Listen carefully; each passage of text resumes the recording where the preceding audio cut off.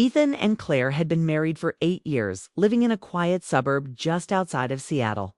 Their home was picture-perfect 2 stories, white shutters, the smell of coffee in the morning, and the soft patting of Scout, their golden retriever, moving from room to room like he was guarding something sacred. To their friends, they looked like the couple who had it all. Ethan was a successful marketing director with a corner office and a 5-figure bonus every year. Claire was a therapist with a warm heart and calm voice, helping others find clarity, while often keeping her own thoughts buried deep. But underneath the image they projected, something had been quietly fading for a long time. Not in a loud or dramatic way, there were no slamming doors or screaming matches, but in the soft, dangerous way distance grows between two people who used to be everything to each other.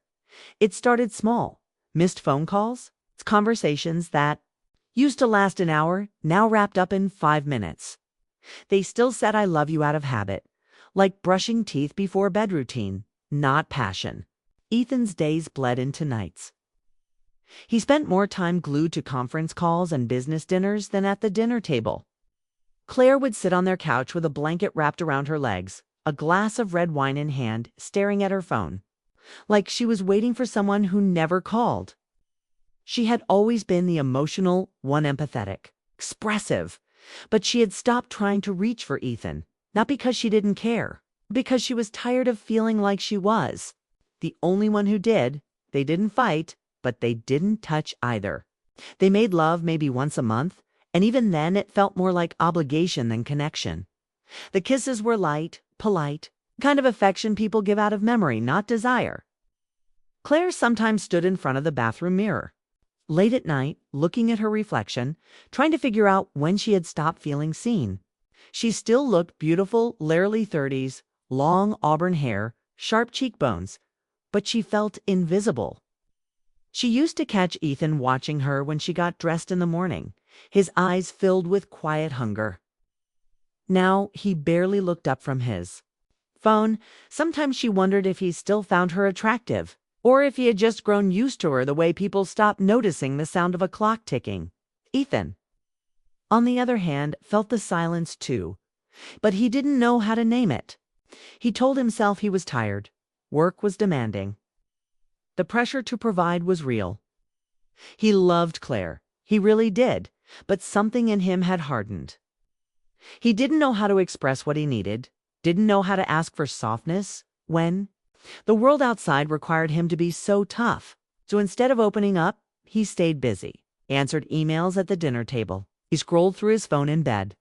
He built a life full of distraction to avoid the ache he couldn't explain. One rainy evening, it all became too much. Claire sat at the kitchen table, staring at a candle that had burned halfway down. Jazz played softly from the speaker, and outside, the wind tapped gently at the windows. Scout slept curled at her feet. She had cooked dinner, her famous garlic shrimp and pasta, a meal Ethan once called his favorite, but he didn't even notice. He walked in late, kissed her on the cheek without looking, and mumbled something about a delayed meeting. Then he opened his laptop and disappeared into the blue glow of the screen. She sat across from him, watching him chew silently, his fingers tapping the keyboard between bites. And in that moment, something inside her broke not with anger, but with deep, aching sadness. She whispered, "Do you even see me anymore?" Ethan looked up, confused. "What?" Claire shook her head, forcing a smile. "Nothing," she said, "just tired." But it wasn't nothing. It was everything. That night, as they lay in bed, back to back, under the same blanket but feeling miles apart, Claire stared at the ceiling and realized something terrifying. They weren't enemies. They weren't fighting. But they were strangers, living in the same house, sharing the same life, but drifting silently and slowly. And the scariest part wasn't that they were falling out of love. It was that they were doing it so quietly. Neither one had noticed until it was almost too late. And still, beneath all that silence, a part of Claire wanted to fight for them. She still remembered the way he used to look at her when they danced. Barefoot in the living room, the the way his hands fit perfectly around her waist. The way his voice softened when he said her name. She still believed that love like that didn't just disappear. But she also knew this truth. If something didn't change soon, the next time Ethan looked up from his laptop, she might be gone. Not out of anger, out of emptiness. And that was how love dies, not with a bang. But with silence, it was a Friday night that felt like any other. But would become a night Ethan and Claire would never forget. The kind of night where the air holds a fragile electricity, as if the world is waiting for something to shift, and for them, everything did. Claire had been feeling the weight of their distance for months now, the slow, quiet unraveling of what once felt unbreakable. She'd spent countless nights staring at the ceiling, wondering how two people who once shared dreams, laughter, and endless nights of talking could now live together in silence, like two shadows passing in the dark. She knew Ethan felt it too, the way he came home late, exhausted and distracted. The way his hands no longer reached for her. The way his eyes held no spark. But that night, she decided she couldn't hold it in anymore. Something inside her cracked open, raw and vulnerable. She had to show him how much it hurt, how much they were slipping away before it was too late. When Ethan finally walked through the door, the rain outside pattering gently against the windows, the house was quiet except for the soft hum of jazz playing from the speakers. Claire was waiting in their bedroom doorway, wearing a deep burgundy silk dress that caught the light and shimmered softly with every breath she took. It was the dress Ethan had once loved to see her wear, the one that made her skin glow, the one that made her feel like she still belonged to him. Her hair was down, falling in loose waves around her shoulders, and her eyes glistened, reflecting the faint light like a fragile promise. Ethan stopped in his tracks, blinking, caught between disbelief and longing. For a moment, the weight of their silence lifted. She looked like a dream he'd forgotten how to reach for. Claire. His voice was low, hesitant, as if asking a question he wasn't sure he wanted the answer to. The man who used to hold her like she was the only thing that mattered was standing in the doorway, uncertain, almost afraid. She stepped forward slowly, the silk swaying around her as she closed the distance between them. "I can't do this anymore," she whispered, the words breaking free like a dam bursting after years of holding back. It wasn't an accusation, nor a threat, just the raw truth she'd kept locked inside her heart. The truth that the space between them wasn't just physical, but emotional, spiritual, and growing wider every day. Ethan's face flickered with pain, confusion, and something like regret. "I've been trying to fix this by myself," she said, voice cracking, "but it feels like you don't even see me anymore." Ethan wanted to say something, to reach out and pull her closer, but the years of distance made him freeze. It was as if the warmth he once felt was trapped behind a wall he didn't know how to break down. But then, slowly, instinct took over. He stepped forward and gently cupped her face with hands that trembled not from weakness, but from the sudden rush of emotion flooding through him. Their eyes locked, and for the first time in months, Ethan saw the woman he fell in love with staring back, vulnerable, aching, still beautiful. She wasn't giving up yet. They made love that night like two strangers desperate to remember who they were before the silence took over. It wasn't soft or gentle. It was raw and urgent, filled with a mix of passion and pain, as if each touch could heal years of loneliness. Their bodies spoke what words could no longer say: the fear of loss, the need for connection, the hope that maybe, just maybe, they could find each other again. Claire cried softly into Ethan's chest, her tears warm and healing, while Ethan held her like he was afraid she might slip away forever. It was imperfect, messy, and beautiful all at once, the kind of night that changes the course of everything. But when the morning light crept in through the curtains, reality returned. The warmth lingered, but the fear was still there. Claire woke with a quiet question gnawing at her heart. Could they really fix what was broken? Ethan lay beside her, eyes closed, as if trying to hold on to the memory of the night before. Neither spoke. Neither knew where to begin. That night in silk was a turning point, but also a fragile one. It reminded them of what they once had and what they still could have, but only if they were brave enough to face the truth. The truth that love isn't always easy. It demands honesty, effort, and sometimes pain. Claire knew there would be hard conversations ahead about trust, about fears, about the moments they both failed each other. But she also knew that staying silent was no longer an option. For Ethan, the night cracked open something he'd been too afraid to face: the fact that he had been running. Hiding behind work and exhaustion, pushing away the one person who mattered. Mosty saw the cost of that distance in Claire's eyes, and for the first time in a long time, he wanted to fight not against her, but for her, for them. As Claire slipped the silk dress over the chair and climbed into bed, she reached out and found Ethan's hand. Their fingers intertwined, a small but powerful gesture that spoke volumes. It was the beginning of something fragile and new. A promise, whispered in the quiet, that even after the longest silence, love could find its way back. And in that moment, with the rain still tapping gently against the window, they both felt the spark of hope. Hope that maybe this night in silk was the night everything changed between them. Claire had always been the kind of woman who gave her whole heart. She didn't believe in halfway love or staying quiet when something mattered. But over the past year, she'd learned how to swallow silence, how to carry hurt without showing it, how to cry in the shower so no one, especially Ethan, would hear. She didn't fall out of love overnight. That's not how it works. It happened. Slowly, painfully, through forgotten anniversaries, missed dinners, the way Ethan barely touched her shoulder anymore when walking past, or how his "I love you" came out like a line he was reading from memory, not something he felt in his chest. And in that hollow space where affection used to live, another man's name began to grow. James. She met James at a professional wellness retreat in Oregon. 3 days in a cozy lodge tucked between pine trees and fog.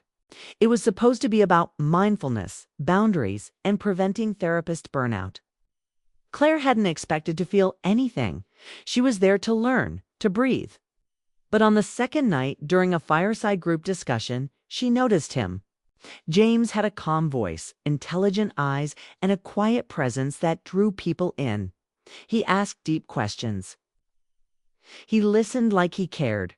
And when Claire spoke about emotional exhaustion and how hard it was to feel alone in a house that used to feel like home, he looked at her, not through her, but at her. Like he could see the ache behind her. Smile. It started innocently. Long walks during breaks, coffee in the mornings, conversations that felt effortless, comforting, safe. For 3 days, Claire felt seen again, and that scared her more than anything. She went home with guilt already in her chest, but also with James's number saved in her phone under a fake name, Lily, a tiny rebellion she never thought she'd make. But the texts came anyway. Simple at first, "How are you?" turned into, "I can't stop thinking about you." And before she realized what she was doing, she found herself smiling at her phone like a teenager, heart fluttering over a man who wasn't her husband. The first kiss happened in Portland, 2 months after the retreat. Claire had told Ethan she was going for a professional training, technically not a lie, but not the full truth either. She met James at a quiet wine bar tucked into the corner of an old street near the river. She told herself she wasn't going to let anything happen. She was just going to talk, to find closure for the connection that had grown between them. But the moment he touched her hand across the table, all the resolve melted away. She was starving for warmth, for attention, for someone to look at her like she mattered. When he leaned in and kissed her, it felt like she was breathing after holding it in for far too long. That night, they ended up in a hotel room. It wasn't about lust, it was about feeling alive again. James touched her like she was something valuable. He kissed her like he wanted to know every scar she hid. She cried afterward, naked in his arms, because it felt like she had cheated on more than just her husband. It felt like she had betrayed herself, her values, the vows she had whispered years ago in front of family and friends. James held her and said nothing, because what could he say? He was falling in love with a woman who was already claimed Claire ended it with James 3 weeks after that night. She told him it was a mistake, that she loved her husband and wanted to fix her marriage. James didn't beg or plead. He just said, if you ever leave him, not because of me, but because you're truly done, call me. And that was the last time she heard his voice. But his name stayed buried in her mind, in the corners of her heart she didn't want to look at too closely. She tried to come back to Ethan fully. She cooked his favorite meals. She stopped checking her phone during dinner. She wore that burgundy silk dress and opened herself up again. And for a moment, she believed maybe they could make it. But guilt is a heavy thing. It doesn't just go away when the sheets are clean and the kisses return. It lingers. It makes your heart beat louder when the phone rings. It makes you flinch when your husband asks, "Are you okay?" One afternoon, Claire sat alone in her car in the Target parking lot, her hands gripping the steering wheel, her breath shaky. She had just listened to a voicemail from James. She hadn't expected it. She hadn't even saved his number anymore.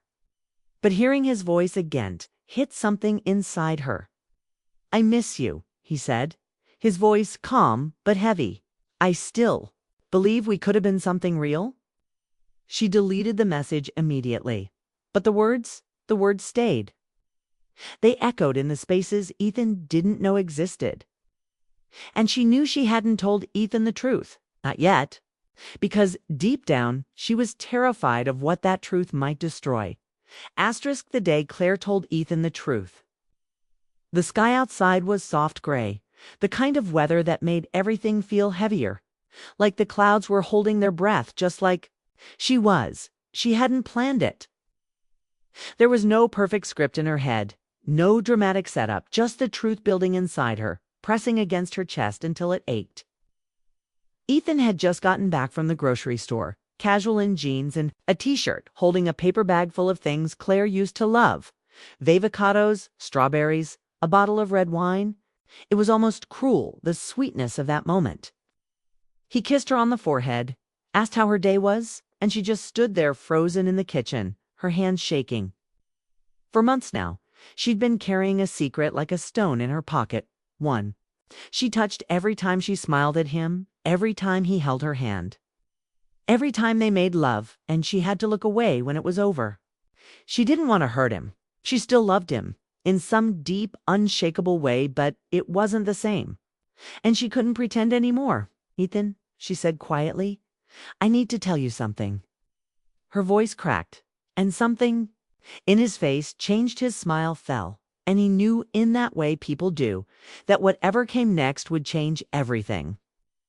They sat down at the dining table, the same one where they used to share Sunday pancakes and late-night wine, and Claire told him about James.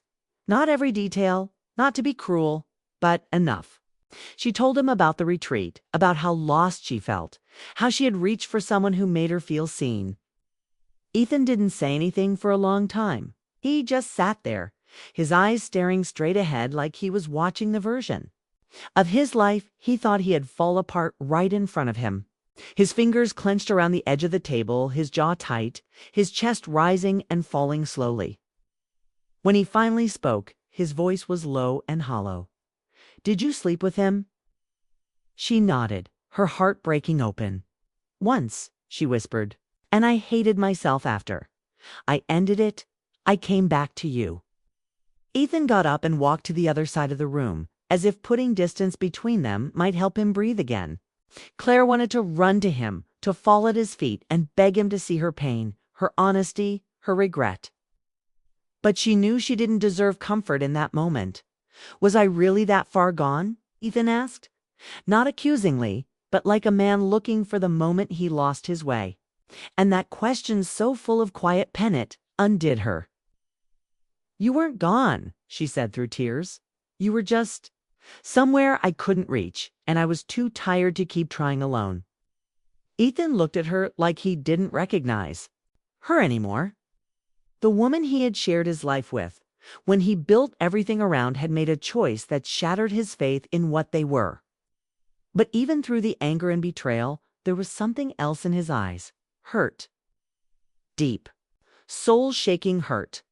And it was that pain that made Claire's chest tighten in a way she couldn't describe. She had expected yelling, accusations, a slammed door. But not this. Not his silence. Not the way he just stood there, shaking his head as if the person he loved had quietly disappeared months ago, and he was only now realizing it. "Do you love him?" he asked finally, and Claire's answer came without hesitation. No, it wasn't about love. It was about needing to feel something. Anything. "I was drowning."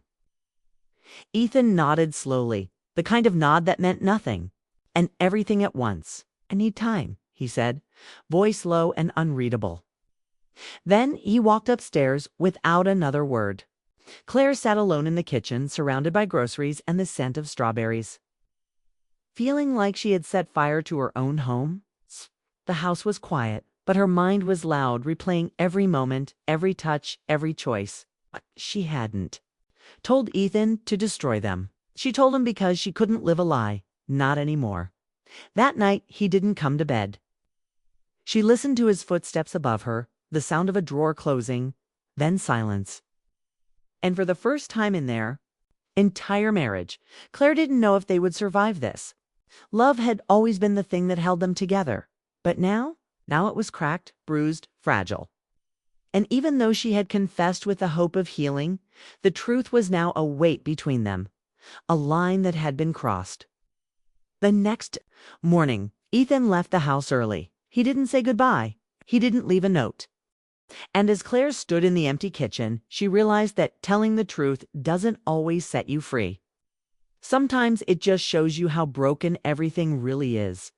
The weeks after Ethan walked out were the longest Claire had ever lived through. It was like waking up in a house that had forgotten how to breathe quiet, still, and filled with invisible echoes of what used to be. The bed felt too big, the coffee too bitter, the silence too loud. She didn't know where he was staying. He hadn't blocked her, but his texts were short and polite, like he was talking to a stranger. "I'll come by this weekend to get more clothes. Please forward any important mail." He wasn't cruel. That almost made it worse. The absence of anger felt heavier than rage. Claire spent her days going through the motions, answering work emails, folding laundry, cooking small meals she couldn't finish. But inside, everything was unraveling. The space between them had become something real now. No longer just emotional distance, but physical, brutal separation. And the house once their home felt like a museum of a life no one lived in anymore. She kept checking her phone, hoping for a message that said, "I miss you," or "I'm ready to talk," but it never came. And each day it didn't. She felt a little more hollow. Sometimes she'd drive past the places they used to go to, the grocery store where they fought about pasta sauce, the beach where he kissed her forehead on their anniversary, the bookstore where they picked out baby names even though they weren't ready for kids. It was torture, but it was all she had left of them. Claire tried therapy. She needed to talk to someone who wouldn't flinch when she said, "I made a mistake, but I still love him." Her therapist, an older woman named Julie with kind eyes and a velvet voice, told her something that stuck. Forgiveness isn't a promise. It's a decision, one that people have to choose over and over again. But first, they need to know their pain is safe. Claire had never thought about pain being safe. She'd just been so focused on ending her own, she never realized how deeply Ethan had been hurting too. Meanwhile, Ethan was staying in a small Airbnb across town near the marina. It wasn't home. It smelled like bleach and lemon soap and nothing else. The walls were bare, the bed too stiff, and his thoughts never stopped. He kept replaying Claire's confession over and over, like a wound he couldn't stop touching. He thought about the night she wore that silk dress, the way she trembled when she kissed him, how he thought they were finally finding their way back. And now he knew another man's name had been living inside her mind that entire time. That thought gutted him. But what hurt more was knowing he hadn't been truly present for months before that. He had checked out, had buried himself in work, in deadlines, in distractions, thinking things would eventually fix themselves. He didn't notice the way. Her laugh got quieter, the way her hugs got shorter, the way her eyes stopped lighting up when he walked in. He blamed her for the betrayal, but deep down, he blamed himself for letting her feel so unseen that someone else had to remind her she existed. He hadn't replied to her last message. She'd texted, "I understand if you hate me, but I'm still here. I still love you." He stared at it for hours and said nothing, 'cause love wasn't the issue. Trust was. And he didn't know how to get it back. One Saturday evening, just after sunset, Claire sat on the back porch with a blanket around her shoulders, sipping red wine from the bottle. She didn't care about the glass anymore. Sky was pink and orange and glowing with the kind of quiet beauty she used to share with.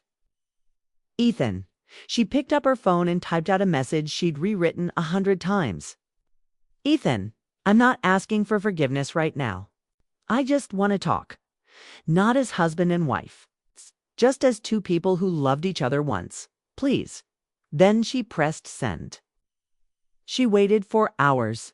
The sun disappeared, the air got colder, the wine ran out. No reply. But then, right before midnight, her phone buzzed. A single message. "Tomorrow, 11 a.m. at the park." It wasn't much, but it was something. And in a season of endings, even a small beginning felt like hope. Claire didn't know if they'd ever be the same again. She didn't even know if Ethan wanted to be with her anymore. But for the first time since everything fell apart, she had a reason to believe there was still a thread left between them, something to hold on to. Even if it was just for one more day. Sometimes the break isn't the end. Sometimes it's just the space people need to decide whether love is still worth fighting for. The morning air was crisp and cool when Claire arrived at the park, her heart beating louder than it had in weeks. She wore a soft gray sweater, the same one Ethan used to steal on cold nights, and her hair was down, just the way he liked it. As she waited on the worn wooden bench near the lake, she tried to steady her hands, her thoughts, her breathing. She didn't know what she was walking into an ending, a restart, or just a quiet goodbye. When Ethan finally appeared, dressed, in a navy jacket and jeans, he looked tired but calm. Like a man who had walked through a storm and was finally starting to dry off. He didn't smile, but he didn't look angry either. He just sat beside her, keeping enough distance to make her heart ache all over again. For a moment, they just watched the water ripple, ducks swimming by like nothing had changed in the world. Claire spoke first, her voice low and careful. She didn't try to defend herself or make excuses. She simply said, "I'm sorry." And then she said it again and again. Not just for the affair, but for every moment she shut down, for every time she waited for him to notice she was breaking instead of asking for help. Ethan listened quietly, his hands clasped tightly between his knees. Then he told her how it felt to hear her admit she'd been with someone else. Like glass breaking inside his chest. Like he wasn't enough. But he also said something she didn't expect. "I think I knew deep down that I lost you before James ever came into the picture." His voice cracked on her name. Just didn't want to face it. Tears blurred Claire's vision, not just from guilt, but from the truth of it all. They had both stopped showing up for the marriage. She had reached out in the wrong direction, yes, but Ethan had pulled away too, and they'd both been pretending it was fine for far too long. They talked for nearly 2 hours, sometimes with long silences in between. It wasn't easy. There were still bruises between them, raw ones. But there was also something else beginning to stir, like the soft glow of dawn after a long, painful night. Eventually, Ethan said, "I don't know if I can ever forget it. But I think I want to try, because I still love you. And I think maybe we forgot how to love each other the right way." Claire nodded, her throat tight. "I want to learn again, from the beginning, if we have to." They made a decision right there on that bench not to erase the past, but to start over with honesty, with therapy, with real effort. Ethan would move back in, but into the guest room for a while. They'd take things slow, date again, talk again, and rebuild what was broken, not for appearances, not for comfort, but because beneath the pain, the love was still there. It just needed air to breathe. That night, Claire sat in bed and opened a blank notebook. On the first page, she wrote, "The truth didn't destroy us. Hiding it almost did." She knew the road ahead wouldn't be easy. It would be hard conversations, triggers, nights filled with doubt. But they were choosing each other again, not because it was convenient, but because it was real. They weren't the same people they were when they first fell in love. They were scarred, wiser, softer in some ways, harder in others. But sometimes love isn't about the perfect story. Sometimes it's about fighting for the same story again and again. 2 weeks later, Ethan left a note on the kitchen counter. "Dinner tonight? Just us. No history, just now." Claire smiled and circled yes in red pen like a schoolgirl. They weren't fixed. They weren't perfect. But they were here. Together. Choosing love, despite the lies, despite the break. And for the first time in a long time, everything felt possible again.